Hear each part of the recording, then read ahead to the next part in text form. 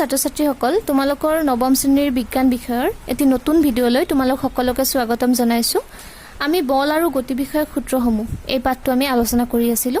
যোৱা ক্লাছত আমি নিউটনৰ প্ৰথম সূত্ৰটো চাইছিলো। আশা কৰিছো তোমালোকে ভালদৰে বুজি পাইছা আৰু মুখস্থ কৰিছা। আজি আমি দ্বিতীয় গতি সূত্ৰটো চাম, নিউটনৰ গতি বিষয়ক দ্বিতীয় সূত্ৰ। এটো বহুত বেছি ইম্পৰ্টেন্ট হয়। এতিয়া আমাক দ্বিতীয় গতিৰ সূত্ৰ মতে কি কৈছে চোৱা। এই সূত্ৰ অনুসৰি বস্তুৰ ভৰবেগৰ পৰিৱৰ্তনৰ হাৰ প্ৰয়োগ কৰা অসন্তুলিত বলৰ সমানুপাতিক আৰু পৰিৱৰ্তনৰ দিশ বলৰ দিশৰ সৈতে একে। এতিয়া ভৰবেগ মানে হল এক বস্তু এটাৰ ভৰ, আৰু এই ভৰক আমি স্মল m এই m আখৰেৰে বুজাও, অৰ্থাৎ মাছ বুলি কওঁ। আৰু বেগক আমি ভি আখৰেৰে বুজাও, অৰ্থাৎ ভেলোচিটি। এতিয়া ভৰ আৰু বেগৰ পূৰণফলেই হৈছে কি বস্তু এটাৰ ভৰ বেগ। আৰু বস্তুটোৰ ভৰবেগৰ পৰিৱৰ্তনৰ হাৰ কাৰ ওপৰত নিৰ্ভৰ কৰে? বস্তুটোৰ প্ৰয়োগ কৰা বলৰ ওপৰত। আমাৰ সূত্ৰ অনুসৰি বস্তুটোৰ প্ৰয়োগ কৰা বলৰ ওপৰত, অৰ্থাৎ F ফোৰ্স। আমি বস্তুটোৰ ওপৰত যিমান বল প্ৰয়োগ কৰিম, আমাৰ সূত্ৰ অনুসৰি আমি বস্তুটোৰ ওপৰত ধৰা হল আমি এটা বলে লৈছো, আমি সেই বলটোৰ ওপৰত কোবাব কাৰণে যিমান বল প্ৰয়োগ কৰিম সেই বলটোৰ ওপৰত ভৰবেগৰ পৰিৱৰ্তন হাৰটো নিৰ্ভৰ কৰিম। অৰ্থাৎ আমি যদি কি কৰো কম বল প্ৰয়োগ কৰো তেতিয়াহলে কি হ'ব, পৰিৱৰ্তনটো ভৰবেগৰ যিটো পৰিৱৰ্তন হ'ব সেইটো কি হ'ব, কম হ'ব। আৰু যদি আমি বেছি বল প্ৰয়োগ কৰি দিওঁ তেতিয়াহলে কি হ'ব, ভৰবেগৰ পৰিৱৰ্তনটো বেছি হ'ব। এইটোই হৈছে আমাৰ নিউটনৰ গতি বিষয়ক দ্বিতীয় সূত্ৰ। তোমালোকৰ পৰীক্ষাত প্ৰশ্নটো এনেদৰে আহিব, গতি বিষয়ক দ্বিতীয় সূত্ৰটোৰ সহায়ত প্ৰমাণ কৰা যে F = ma। নাইবা এনেকুৱাকৈ আহিব পাৰে যে গতি বিষয়ক দ্বিতীয় সূত্ৰটোৰ গাণিতিক ৰূপত প্ৰকাশ কৰা। একে কথা। এতিয়া আমাৰ ইয়াৰ বাবে কি কৰিছে, কিতাপত কি দিছে, ধৰা হল m ভৰৰ বস্তু এটা u প্ৰাৰম্ভিক বেগেৰে সৰল ৰেখা এডালেদি গতি কৰি আছে, আৰু এটা ধ্ৰুৱক বল F ইয়াৰ ওপৰত t সময়ৰ বাবে ক্ৰিয়াশীল হৈ তাক সূক্ষ্মভাৱে v বেগলৈ ত্বৰিত কৰিলে। এতিয়া বস্তুটোৰ প্ৰাৰম্ভিক আৰু অন্তিম ভৰবেগ হ'ব p1 = mu আৰু p2 = mv। এতিয়া ইয়াৰ বাবে আমি কি কৰিব লাগিব, এটা m ভৰৰ বস্তু ল'ব লাগিব। ধৰা হল আমি এটা m ভৰৰ বস্তু লৈছো। এতিয়া ইয়াক কি কৈছে, u প্ৰাৰম্ভিক বেগেৰে, অৰ্থাৎ ইয়াৰ বেগটো কি হয়, u প্ৰাৰম্ভিক বেগ।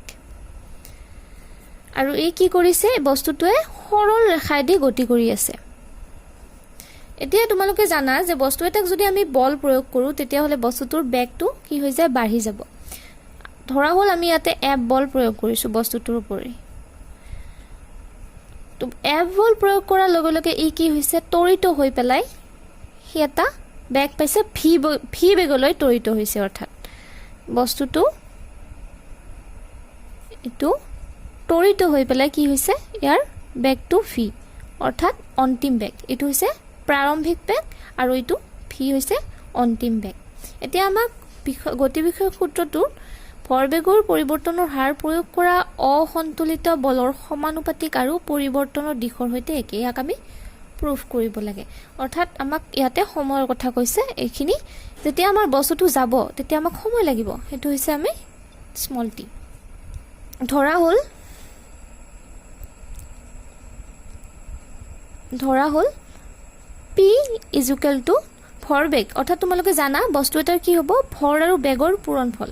বস্তু এটাৰ ভৰ মানে কি, আমাৰ m, আৰু আমাৰ দুটা বেগ পাইছো সেইকাৰণে p1 = m কি হ'ব, u ভৰ আৰু বেগ, আৰু p2 = কিমান হ'ব, m v। ইয়াত তোমালোকে লিখিব পাৰা m হৈছে ভৰ, u হৈছে আমাৰ কি, প্ৰাৰম্ভিক বেগ,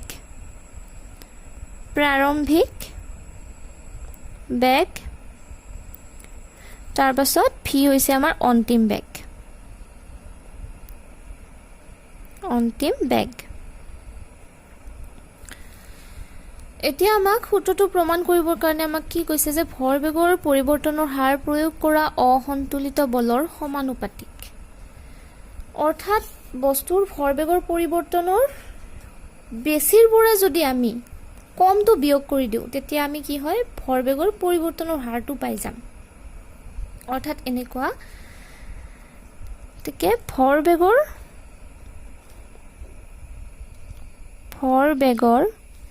পৰিৱৰ্তন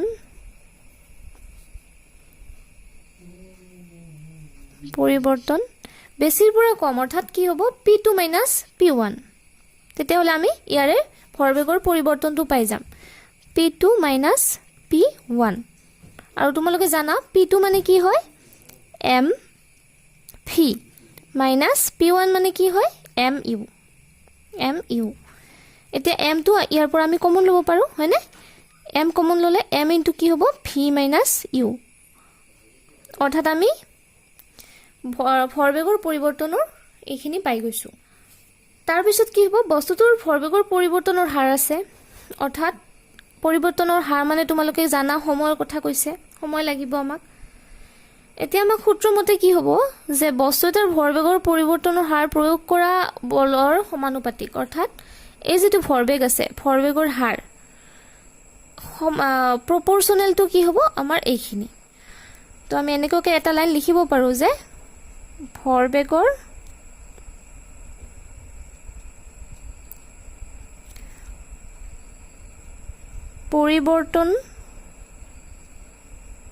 পৰিৱৰ্তনৰ হাৰ প্ৰপৰ্শনেল সমানুপাতিক কৈছে ন m v minus u divide by t বা প্ৰয়োগ কৰা বল অৰ্থাৎ f প্ৰপৰ্শনেল টু কি হ'ব আমাৰ এইখিনি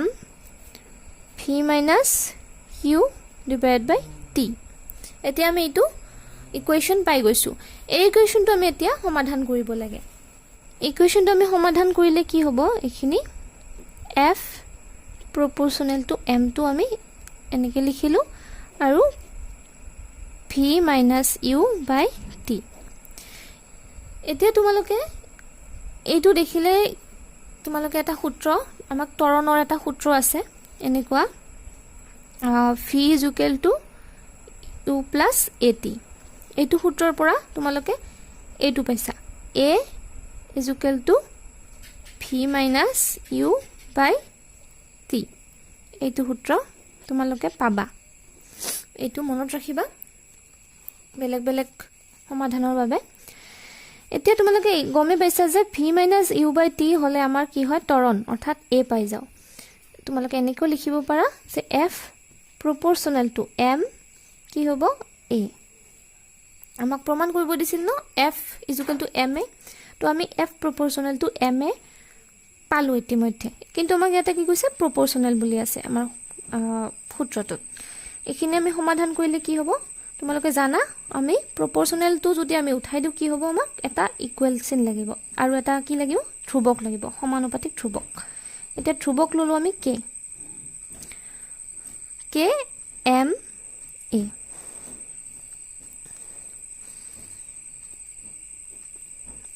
তোমালোকে লিখিব পাৰা যেহেতু a is equal to v minus u by t এতিয়া কি পাইছো আমি f is equal to k m a এতিয়া ইয়াত কি হ'ব k হৈছে এটা সমানুপাতিক ধ্ৰুবক এতিয়া আমি এইখিনি পাইছো আমি কি কৰিব লাগিব ভৰটোক আমি যদি 1 কেজি বুলি ধৰো অৰ্থাৎ ভৰ হৈছে আমাৰ 1 কেজি তাৰ পিছত ত্বৰণটো আমাৰ কি হৈছে a is equal to আমাৰ 1 মিটাৰ পাৰ সেকেন্ড স্কয়াৰ ইয়াতে দিছে ভৰ 1 কেজি আৰু ত্বৰণ দিছে আমাক মিটাৰ পাৰ সেকেন্ড স্কয়াৰ আৰু f is equal to আমাৰ 1 নিউটন গতিকেটা যদি আমি গতিকেটা 1 1 পাইছো সেইকাৰণে আমাৰ k এৰ মানটো কি হ'ব 1 হ'ব f is equal to কি হ'ব যদি 1 ধৰো তেতিয়া হলে আমাৰ 1 ইনটু এম এ, অৰ্থাৎ এফ ইজিকেল টু আমাৰ এম এ পাই গৈছোঁ ৰূপ। আৰু এইটো হৈছে আমাৰ নিউটনৰ ছেকেণ্ড ল অফ মোশ্যন।